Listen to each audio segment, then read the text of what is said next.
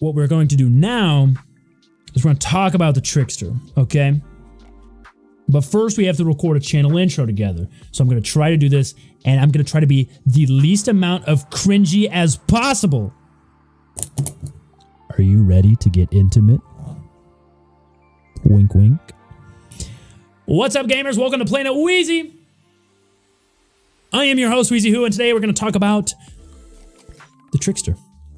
All right, today we're doing a full rundown of the Trickster. Full, deep dive into every crevice that he has.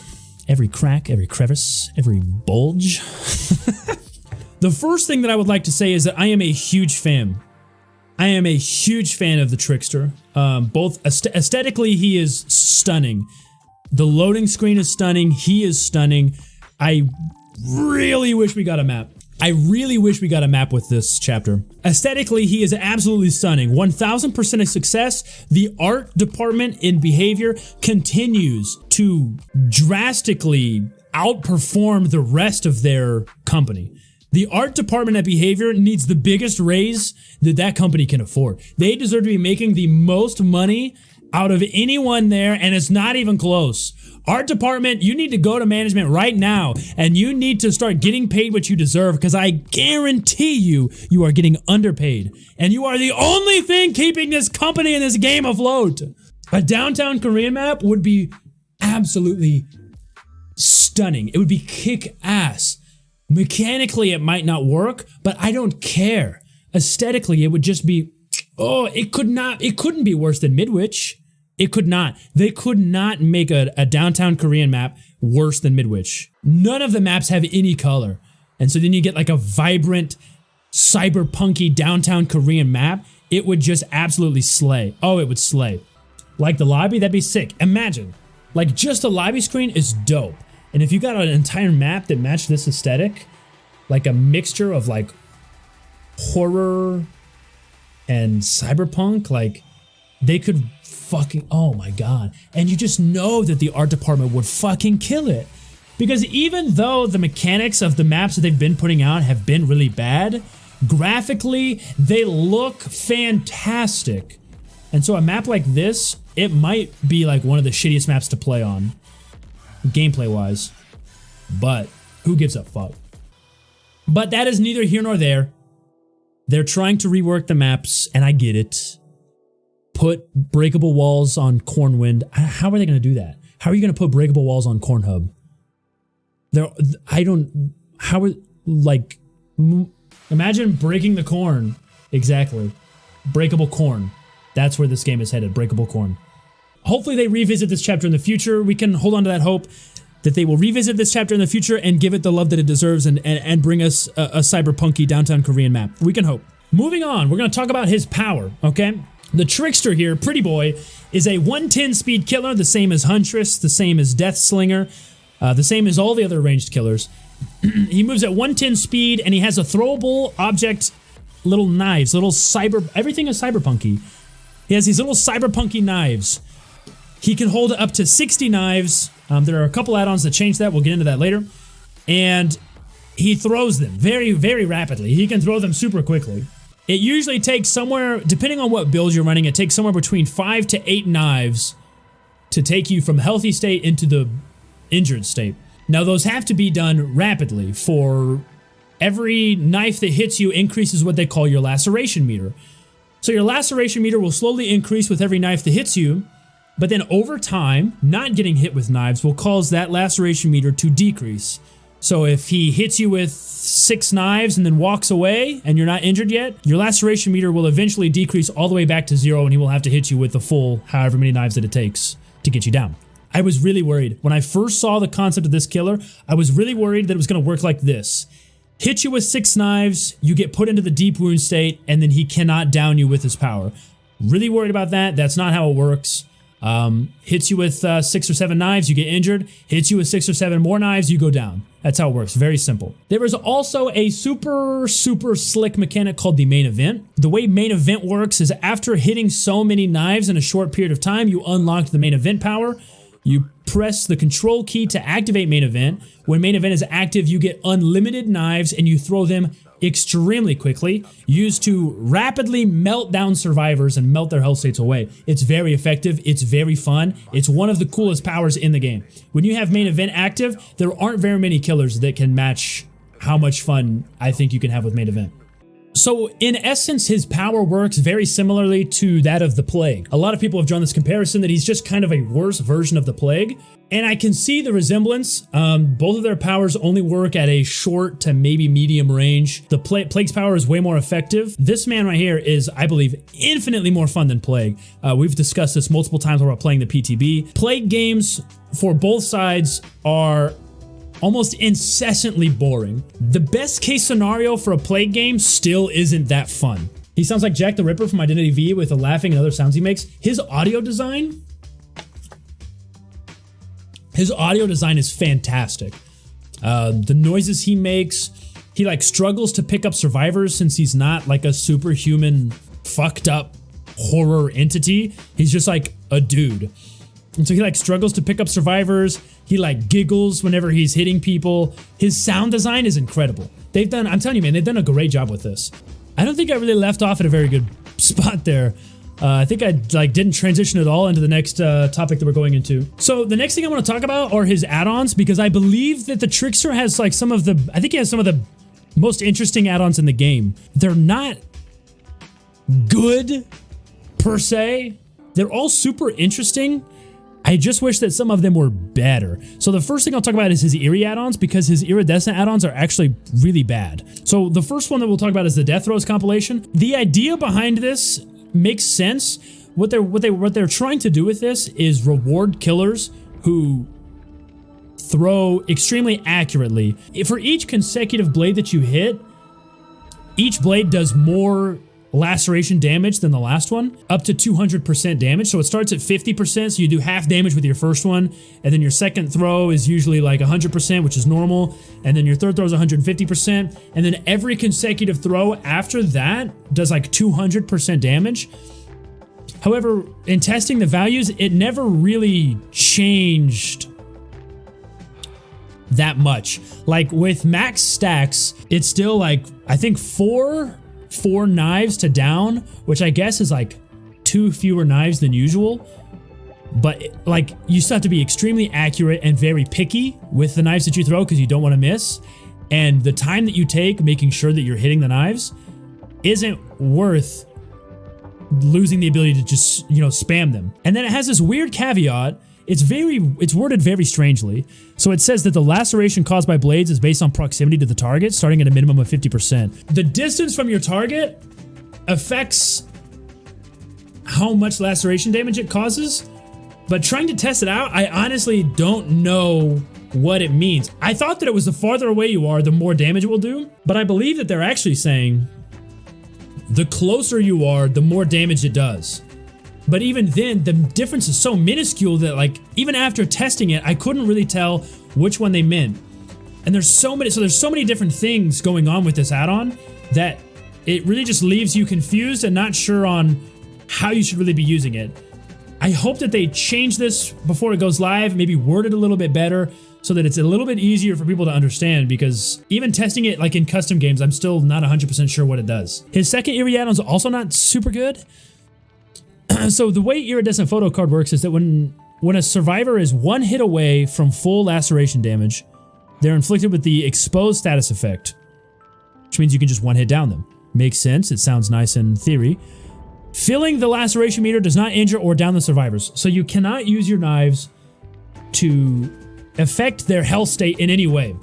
All that your knives do is fill up the laceration meter, and that's it, nothing else. So it really cripples your power and makes it really linear, but it gives you the ability to one hit down. However, a very weird thing, and I don't know if it's just a bug in the PTB, if you don't run this add-on, when a survivor is one hit away from their laceration meter being full, it plays a very distinct audio cue, and then the next knife you throw fills a laceration meter, injures the survivor, and plays a separate audio cue. However, if you run this add-on, you do not get the sound cue.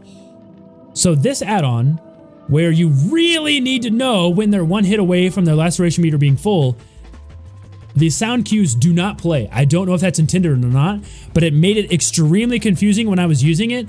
I hit one of my friends with like 20 or 25 knives, and I was like, bro, how are they not like exposed yet? So this one is, it's like both of these eerie add-ons need work because they're both shitty. This one's confused really poorly, and this one is just not super effective. Again, and that might be a bug, and if that's a bug, then maybe, like if that one thing gets changed, then I think that this add-on will be okay. It'll be decent. It still makes you super linear, and I really don't like the idea of being forced to M1 as a 110 speed killer, because it's gonna be hard. It's gonna be hard to get him once, because this man is fucking slow, especially while you're throwing knives. He is fucking slow, and so if people are looping you around tiles, and you are being forced to M1 them, you're not gonna have a good time. I'll tell you that right now, you're not gonna have a good time. The rest of the add-ons are pretty simple, so we'll just run through them really quickly, but these purple ones are really fun. So Cut Through You single is really dope. I really look forward to running this one. So blades pierce through survivors, so you can hit multiple survivors with the same blades.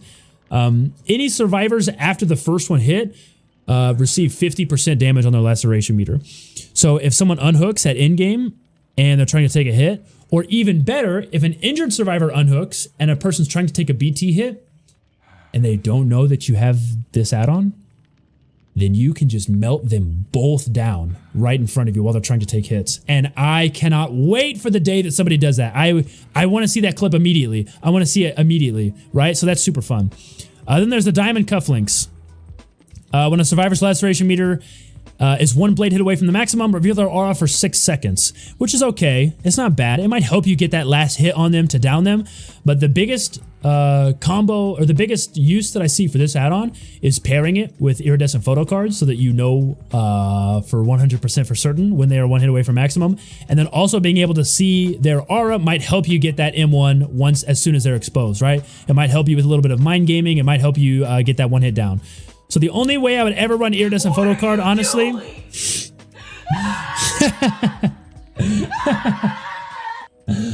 the only way I would run iridescent photo card is also with diamond cufflinks.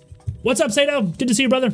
His last two purple add-ons, Edge of Revival is basically just like AoE effect on your knives. If you miss and you hit the environment, then they will shatter and deal like a little bit of AoE damage to everyone around. I haven't really ever noticed it hitting multiple survivors, but basically if you put this add-on on, then you can just throw like at their legs, and if you hit their legs, great, you get full damage. And if you happen to miss, it should hit the ground right near their feet and explode and do the AoE damage. The AoE is pretty small, which is good. That's what it should be. I don't want to get a bunch of cheap hits. But it's not as useful as I thought it would be. I thought I would be able to like throw over some tiles and get that AoE splash damage, but it wasn't that good. So I don't think that they should increase the AoE. I think it's fine how it is. It's somewhat useful.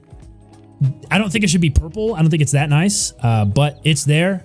And if you're struggling to hit survivors, you can throw this on and then just spam at their feet and you should be able to get it just fine. My right testicle is gone.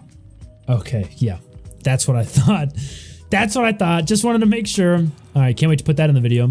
All right, and my favorite one of his add-ons is Trick Blades, which makes them ricochet off of the environment, dealing an extra 100% laceration. And at this moment, I will play a very slick moment of using the ricochet blades to get some nice hits on this poor Meg and get her down around this pallet. Yo, maybe I think I can hit her off of that. Yeah, what's up, baby? We hit her with that ricochet too. Oh God, that was dirty, bro. These are super fun, not super practical. Most loops and most objects in the game are rounded, which makes it really difficult to determine exactly where they're gonna ricochet. There are some loops where the tiles are pretty flat and you can get a pretty good idea of where they're gonna ricochet. There are a lot of things that you can do with this, and this I think is where you're gonna see the highest skill gap plays come in. This is where you're gonna see people posting, I mean, we might see some Trickster montages, man, which I think would be sick. Add-ons are okay. Really, everything green and below is pretty poor. I don't really see much of a cause to run them. They don't change the gameplay that much. They don't, I mean, like the movement speed add-ons are nice, but like other than that, like I don't really see much of a use for any of these. So those are his add-ons. Pretty straightforward. Some fun combos. Look forward to toying with them more once he goes live. All right, I would like to get into like a pro cons list now, but I actually don't have any pros written down. I have only cons. Let's talk about some pros and cons of the Trickster. Pros. God damn it, he's hot. He is extremely fun with rewarding gameplay. A massive release of dopamine when you just shred somebody with a flurry of knives. Very unique. No one else really works the same way that he does. I mean, like, you could argue like Huntress and like Plague, I guess, but even then, like, they're still different enough, right? Like, the difference between Trickster and Huntress is a lot greater than the difference between like Wraith and Ghostface, or Ghostface and Pig, or Myers and what's another M1 killer? Demo. You know what I'm saying? Like, the difference between those two is like just as different as like any of those M1 killers compared to each other. So what are the downsides? What are the cons of playing as the Trickster? Well, number one, his biggest weakness is tiles, right? Long walls with pallets, the short walls with pallets, not necessarily LT walls, but any of the tiles that have tall walls, they're like the bane of his existence. Any survivor that can get to a tile that has high walls, he's gonna struggle because he's slow and he can't use his power very effectively around them. Speaking of his speed, being a 110 killer is also a big downside. Honestly, they might be able to get away with just making him 115.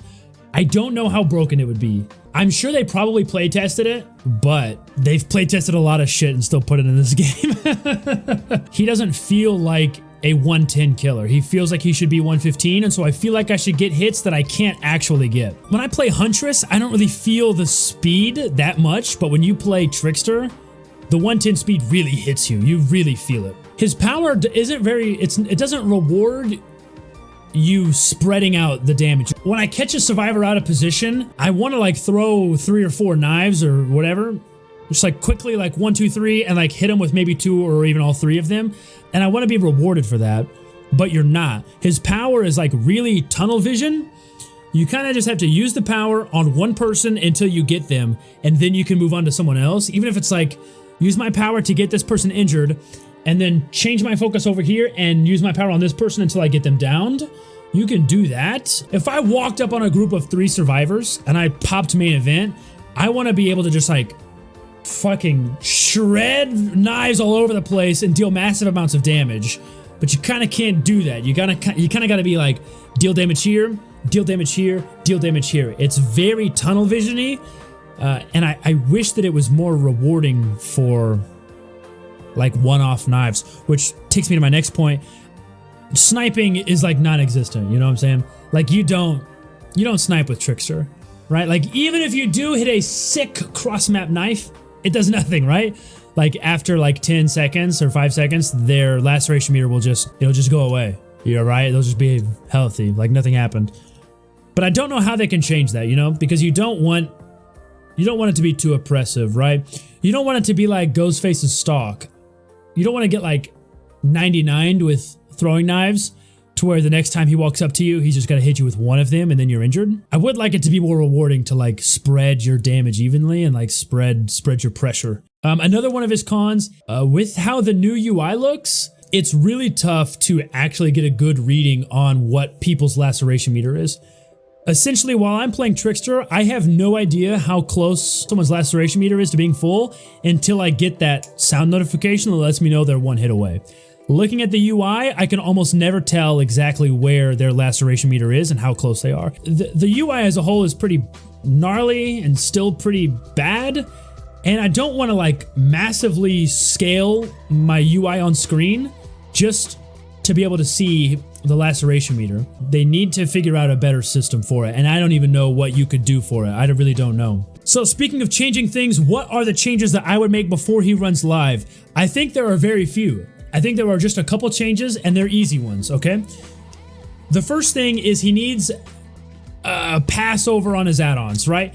If nothing else, at least go through the 2 Eerie add-ons. Update the descriptions, make them less confusing.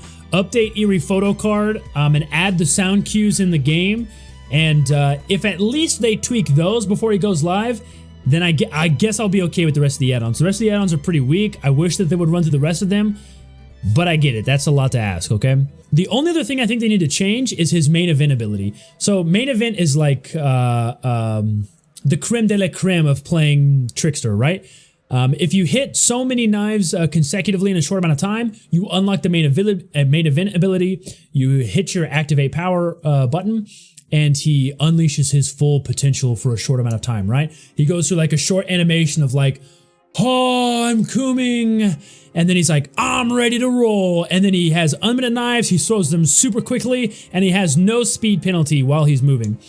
It makes him super OP, right? Like this version of the Trickster is where you really feel the strongest because you are the strongest. You can really, really fuck survivors up with this. It takes a little bit to build up the activation for it, which is fine because it's a really OP ability. So you need to earn it, right?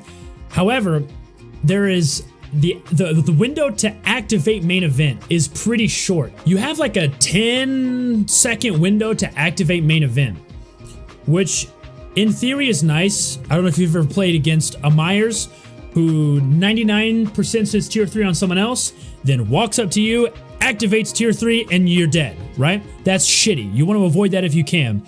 I think that's what they're trying to do here. However, that window is too short, right? So you go through all the work to earn main event, and then the window is too short to activate it, right? Because when do you earn it? You earn it after landing a large number of knives in a relatively short amount of time. So if I just landed a shit ton of knives on a survivor, why would I immediately want to pop main event to throw more knives at this person? More times than not, that person's going to be either already injured and close to dead, or like 2 knives away from dying. So unless like there's another survivor very close to them, popping main event right after you down someone is not really gonna be the move. If they could increase that window to maybe like 20 seconds, give you time to move and locate another survivor, like immediately, right? It wouldn't be like, oh, I'm gonna pick the survivor up, I'm gonna put him on the hook, and then I'm gonna use Pop Goes the Weasel, and then I'm gonna walk over here to this gen, and then I'm gonna activate main event, and now I'm gonna kill you, and there's nothing you can do about it. You'd have to make a decision on, I'm gonna leave this survivor slugged right here, I think survivors are on this gen, I'm gonna walk to this gen while I pop main event and hopefully be able to really apply some pressure. There are risks involved with that, and if it works out, there are major rewards. But they need to extend that timer to maybe 20, 25 seconds, right? Especially as a 110 killer. They need to give you time to move to another location on the map and really open up the possibilities for applying pressure. So that's really the only change I would make to main event, and those 2 things are the only changes that I would make as a whole. I think they've really got him in a sweet spot here. Because even as he is now, I don't think he's really strong, and I don't think he's super weak. I think he's right in the middle of the pack, which I think is perfect. Because I think he's a really fun killer that you can play to have fun. You don't play him to sweat. You don't play him to try hard. You play to have a good time and throw some throwing knives and do something that you don't get to do on any other killer. And I think he's in a really good place right now. So the last thing that we'll talk about is builds. I do want to touch really quickly on builds. What are some good builds for him? The first thing I want to do is give you what I think is probably the best build. Obviously, I'm going to leave barbecue on because every build that I run is going to have barbecue because I am a blood point whore. Also, the information is super, super nice. So barbecue is going to be on all these builds, right? So let's talk about what does a usual build look like. I like to have usually 1 gen slow, and for Trickster, we're going to do corrupt intervention. For a 110 killer, I think Corrupt is really nice. It helps funnel the survivors into a small area at the beginning of the match to help you kind of snowball a little pressure early since you're so slow. You don't have to walk to the gens farthest away from you. You don't have to cover a shit ton of ground. For the first 2 minutes, you can patrol a small area and hopefully get 2 or 3 downs during that time before the survivors spread out through the entire map. Next, I would like to get some sort of chase perk. Perk that I think that would be really nice on the Trickster would be save the best for last. Any killer that has the opportunity to down survivors without losing any stacks of STBFL is really strong. That's why it's super strong on demo, right? Because it's super easy for demo to avoid losing stacks. And I think it would be equally as easy for the Trickster to avoid losing stats. Also, the fucking flips he does with the bat, imagine how dope that looks with 8 stacks of STBFL. If you're not trying to run STBFL, if you want 2 slowdowns, you could run Corrupt Pop. If you want more aura reading, which I tend to do most times, you could run I'm All Ears. If you really want to get use out of Main Event, if they don't increase that activation time, you could run Infectious Fright. If you are wanting to reload faster at lockers, you could run Iron Maiden, you know what I'm saying? There are a lot of options you could run here. But for the purpose of this video, we're going to leave STBFL on there.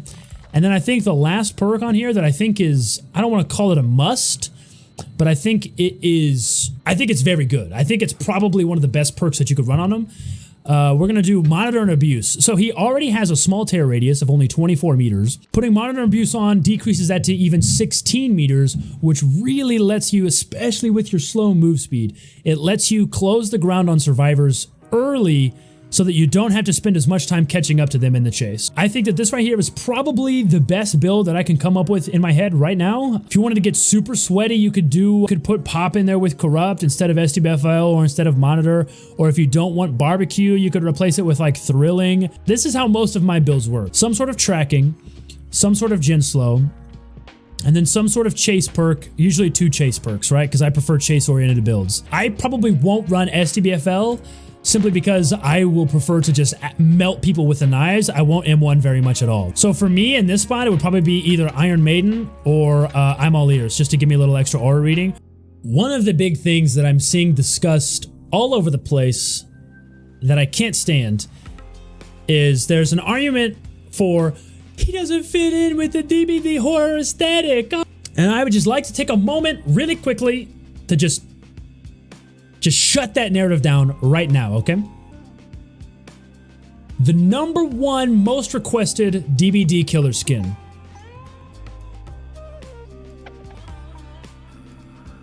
He's wearing a onesie, man. He's wearing like a Christmas onesie. Probably the most requested DBD skin in the history of the game is a shirtless Myers skin.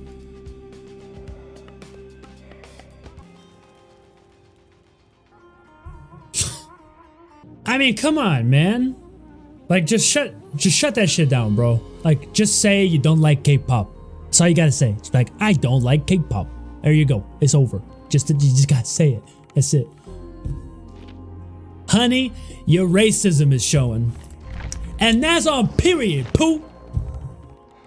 I think that's actually going to do it for us here. That's a full, in-depth breakdown of the Trickster and his current state of play during the PTB. The things we like, the things we don't like, the things we want them to change, the builds we want to run, everything that I could give you right now to the best of my ability. Looking forward to getting in and getting a little more experience with him as he comes out on the live servers. Look forward to hearing the dialogue between the devs and the community and what they changed and what we want them to change. Tell me, where do you think he fits in a tier list? Do you think he's S rank, A rank, B rank? Do you think he should be nerfed? Do you think he should be buffed? I need your opinions in the comments below, all right? Talk to me how you feel about this beautiful K-pop killer. And I'll see you guys next time.